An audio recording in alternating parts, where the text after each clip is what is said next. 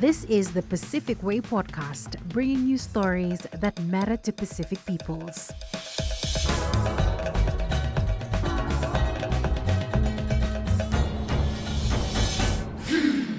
Talofa, Mbuluvinaka, Halo, and Maolile. Warm Pacific greetings to you all, wherever you're tuning in from across our blue Pacific continent. In our villages, on our islands, and along our coastlines, our greatest strength is our people, but too often, many voices, especially women and marginalized groups in fisheries, are left unheard. Today's Talanoa explores the real challenges of gender equality and social inclusion in fisheries and why addressing these issues is essential for effective communication and sustainable management in the Pacific. We'll hear from fisheries practitioners, women fishers, youth leaders, and change makers who are not just asking for a seat at the table, but to be recognized, valued, and to actively contribute to. This is our story, this is our ocean, and this is why every voice matters. Welcome to today's episode where we dive into the power of words. Yes, even the small ones.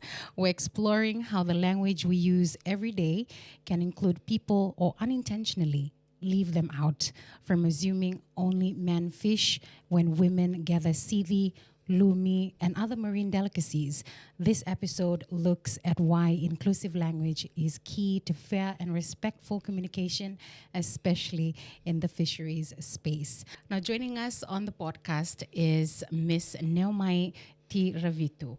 She's the Marine Manager at the Wildlife Conservation Society in Fiji and former Director of Fisheries for the Ministry of Fisheries. She's well known for her work promoting gender equity and social inclusion in coastal fisheries and aquaculture across the Pacific. Neomai has been recognized for empowering women in fisheries and ocean leadership, including during International Women's Day celebrations.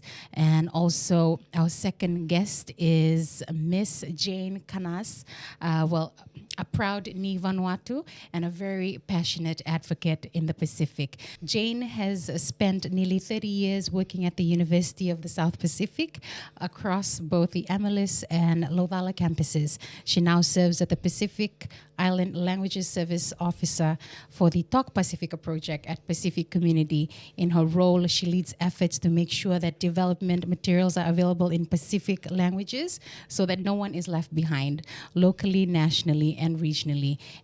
And through the Talk Pacifica project, she supports the creation of a register of translators and interpreters across the region. And while Pacific Island Sign Language services are not yet included, Jane is working to make that reality in the next phase. Mbulavinaka, ladies. Now, Jane, have you ever heard someone use a word that left others out, or even if they don't mean to, what happens in this case? Bulavinaka, everyone. Hello, everyone. Yes, thank you very much for having me on this podcast. I would say that in society, in our societies, because languages are a living entity in our culture, therefore languages reflect the culture.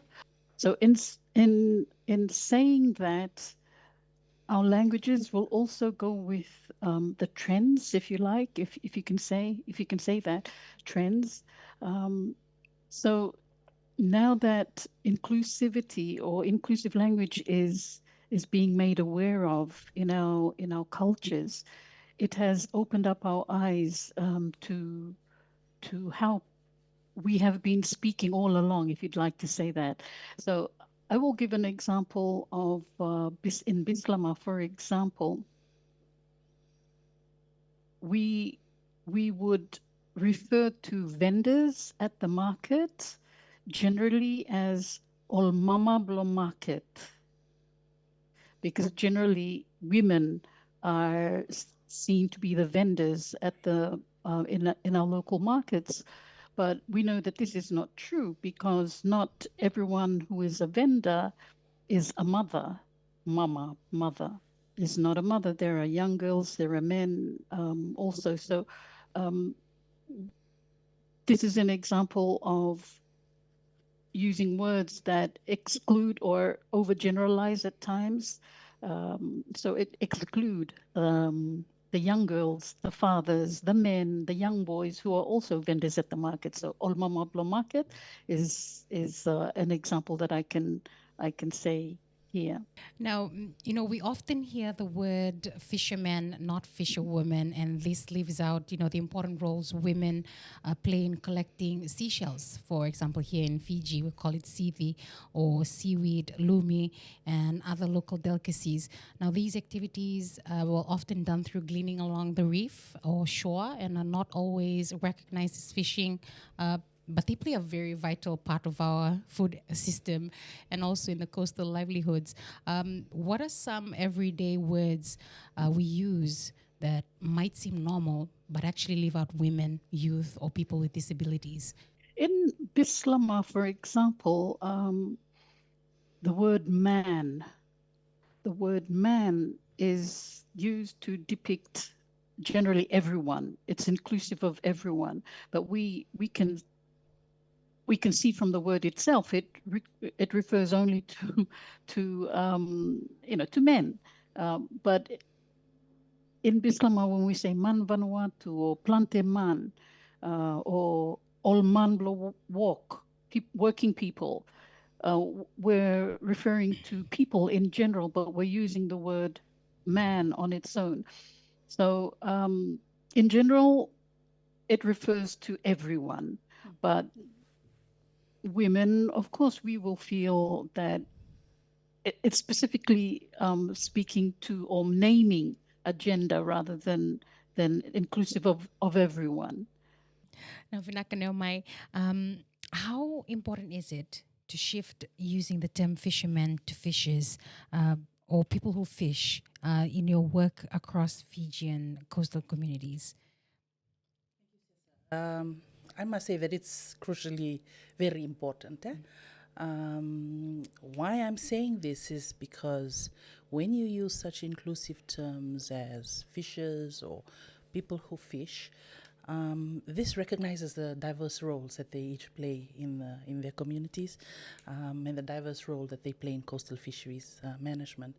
And not only that, but it also acknowledges their different roles as a woman, as women, as youth, and even children when they're participating in accompanying their grandmas to gleaning or fishing. And so, these are really, it is important for us to be, use inclusive terms such as that, because these are usually traditionally overlooked.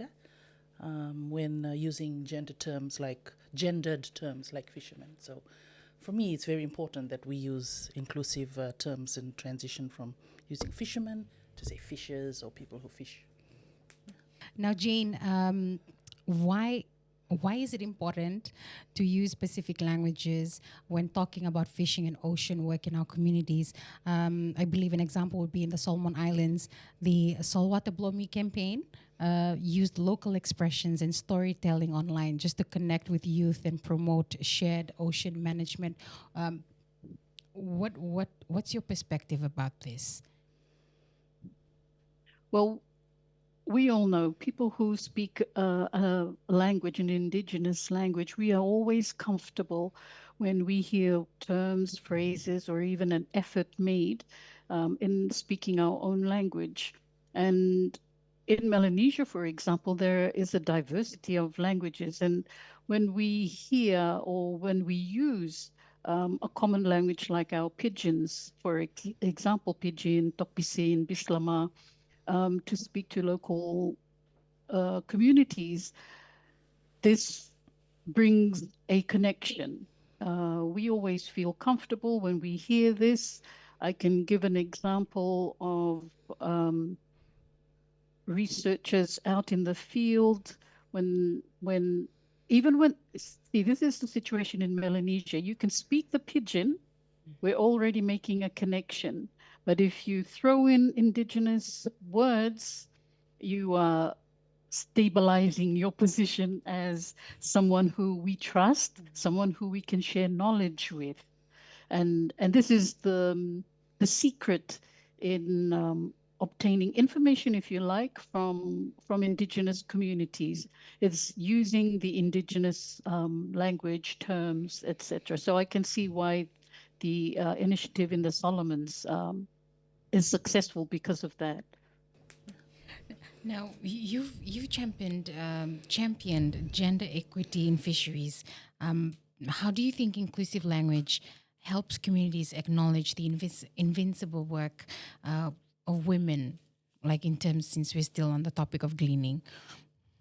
Right. So I would say that inclusive language sort of, it brings it up to the surface. It helps surface the more often unrecognized or invisible contributions of women in fisheries. For example, if a woman's out collecting seashells or collecting, say, ndairo on the foreshore, it's for her doing that, it's not only vital for her household income, but it's also vital for nutrition, for household nutrition. And so, given that importance, it's rarely recorded in any national statistic, as we see, talking from Fiji fisheries angle. And so, by naming their roles more explicitly, you are able to begin to close these data gaps and also validate the contributions that women have, such as a normal woman just going out to glean on the reefs. Now, Jane, how can we use words that include everyone, while still respecting our traditions and culture? I mean, we can honor traditional gender roles while still making space in language for everyone, like using fishers instead of fishermen and just recognizing women's reef work as fishing. Yes, this is a very interesting question, and I have been out of Vanuatu for a number of years, and when I returned, I was observant. I could hear some of the words or how language has changed in the way people are using language. Um, I noticed that in Bislama and also in the Nakanamanga language, which is my own traditional indigenous language, terms of familiarity or pronouns of inclusivity are being used more and more nowadays. For example, using the word family. So in addressing people, you include them as being part of the family, of a family. So if I am addressing a group of people, I would refer to them as family. Good morning, my family, or good morning, Matarao. I would say that because when I say that, I feel that I am part of the community. I feel I'm including them in my intentions. And so I have noticed that this is being used more and more today. If I'm talking about a project that I am working on individually, I would include everyone. I would say our project. This is our project, Project Pliyumi. Uh, by Yumi walk with them, and then so in using that the word Yumi or including everyone in whatever you say. And so I've noticed this more and more being used in Bislamar as well as in cultural situations. Now, in your role with WCS and also the Ministry of Fisheries, how have you seen local languages or dialects, shape the community engagement, or did you see any behavior change efforts in this? For one, I've seen how powerful these tools can be in engagement, or in engaging with one another in a community setting. In Fiji, we all know a Talanoa session conducted in the local dialect it fosters trust, and it also fosters openness within a community setting. And so so does storytelling. It helps in a certain way, particularly when spoken or said undertaken in the local dialect. Now, at the WCS, where we have supported the 4FJ Fish Smart campaign. As an example, these are localized campaigns, right? Awareness campaigns that use champions that speak in their local dialect to spread the important message of managing fisheries or managing their fisheries. Yeah? And the experiences that campaign had from when the 4FJ campaign began until now has seen a change in behavior for people who used to consume a certain type of fish during their spawning seasons in the past, but now they're more aware because they listen to a champion who's speaking in his or her local dialect about protecting this fish or not consuming them during their spawning period. And from then until now, I've witnessed the change in the behavior of consuming a certain type of fish. Personally, I've also have gone through that experience myself. So it's very powerful. It's really a powerful tool for engagement. Now, Jane, what advice would you give to someone making posters or writing messages just to make sure they don't leave anyone out? Well, it depends on the intention of the poster, the audience in which it is intended for. But if it is a general poster that speaks to everyone, then again, I'm going to go back to the family. Think about the family. Think about the extended family, because in the Pacific, we are, we're not on our own. We're not nuclear families on our own. We exist with our extended family. So think about that and consider the elderly, the disabled, any minority groups. We've got to think about that. Think about our designs. Think about the colors that are being used. And what I see here in Vanuatu, we love our national colors. And national colors show connectivity, show that we belong. Um, terms, again, think about the family because in the end, we are one big family. The whole, your nuclear family, your extended family, your community, your nation, your region, we're all just here together as a family. So for me, think of the family when you're writing posters, include everyone. Think about everyone from the elderly right down to our minority groups in our society. Now, Neomai, as a woman in marine leadership, how have you worked to elevate other women and youth voices in the community decision making around fisheries? Right. So in one of our communities, I'd like to share an example where we've ensured inclusivity or the inclusive representation of all members of a community in a community compliance program. WCS executes what we call a community compliance program. And in this particular community in Vanolevu, in Boa, we have a lady or a woman that's part of the enforcement committee. And so as part of that enforcement committee, she sits and discusses with the committee members, which range from older men of the community to youths and women, of course, and are able to make decisions, particularly with how to better the enforcement or how to deal with talking to fishers when they're out at sea. And so, the WCS has really honed down to including fish wardens also as women fish wardens and youth fish wardens. And, these patrols are led by them. They're out at sea, they're undertaking enforcement patrols, and, they're playing a very important part in seeing that they're safeguarding their conservation efforts within the Ngolingolis. And not only that, they ensure compliance by fishers with the fisheries rules that they are required to comply with. Yeah, so I guess it's very important, this inclusivity with youths, with women, with other members of the community at a very strong enforcement committee. Yeah? Now, Noma, if you were to guide younger fisheries professionals today, what advice would you give about using language that supports gender equity and social inclusion? One, I would say use language that uplifts and includes. Secondly, just avoiding assumptions. Avoid assumptions about who does what in the marine space. If you're a fish warden, so what if you're a fish warden? You avoid that type of assumptions about who does what in a marine space, and listen actively. Jane had talked about using local terms. Use local terms respectfully. Always ask whose voice is missing in a community when you're sitting in a setting.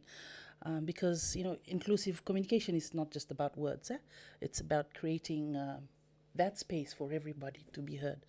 I recall recently in one of our WCS community visioning workshops we held in Lambasa a few months back that involved community representatives from 7 provinces. That's a diverse number of representatives to be brought together in a room. And the workshop really opened my eyes to the power of the voices of marginalized people in the communities. We had a range of very, very young members or young participants to chiefs and to the older generation of the community. But the power of everybody's voice being heard, respected in that space was really something that resonated in me, and it really sort of drove the importance of us as leaders in fisheries management in driving inclusivity in everything that we do. Thank you for that, Neomai. It's really inspiring and uplifting to hear with what you do, especially knowing that you're going on to 30 years, experience now into this field. Now that wraps up today's episode on inclusive language and Jessie in fisheries. This conversation reminds us that the words we use shape who is seen, heard, and valued, whether it's recognizing women who gather seashells and seaweed or shifting from fishermen to fishers. Small changes in language can lead to greater inclusion and respect for all. Thanks for listening to Stars to Sail By. Today we explored why including women, youth, communities in the fisheries sector and management is so important. When every voice is heard, we protect not just the ocean, but our way of life. Every voice matters. Every story counts. Join us next time for more stories and ideas from the Jessie Fisheries Community Space. Benakawakalevu, Tangyo Tomas, and see you soon.